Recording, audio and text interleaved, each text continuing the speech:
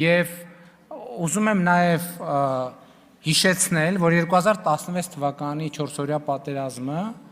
ինքը դե յուրե քաղաքականապես չի ավարտվել, դրա արդյունքում ոչ թուղթ, ոչ բան չի ստորագրվել, և ուզում եմ հիշեցնել նաև, թե ինչպես այս ամբիոնից խոսել ենք,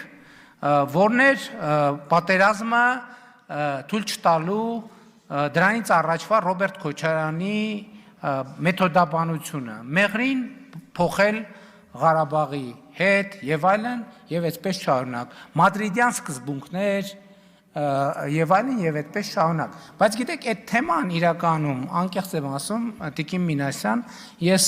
ոչ ձեզ, ոչ էլ ազգային ժողովի մյուս պատգամավորների հետ ասել եմ, բանավեճ չունեմ, այդ մարդկանց ասել եմ, հերիք է բանի տենց կամ միամիտ երևացող լսարաններ հավաքեք ու տենց բան լուրջ դեմքով բաներ պատմեք, լսեք բան ունեք ասելու, էլի կրկնում եմ, եկեք գնանք խոսանք ուղիղ եթերում, հերիք է գնանք տենց մութ անկյուններում բան տենց առանձնացված,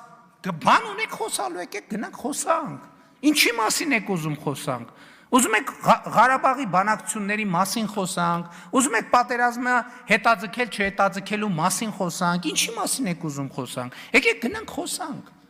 այսինքն այդ մարդը ես ինչքան պետք է հիմա գամ ասեմ, ինչքան պետք է գնան թաքուն ստեղ ընդեղ այս պատի տակ են ծառի տակ, են անկյունում, ինչքան մութ, ինչքան հնարավոր է մութ անկյունում նստեն խոսան, բան ունեն խոսալու, Ռոբերտ Քոչարյան, Սերժ Սարգսյան, Լևոն Տեր-Պետրոսյան,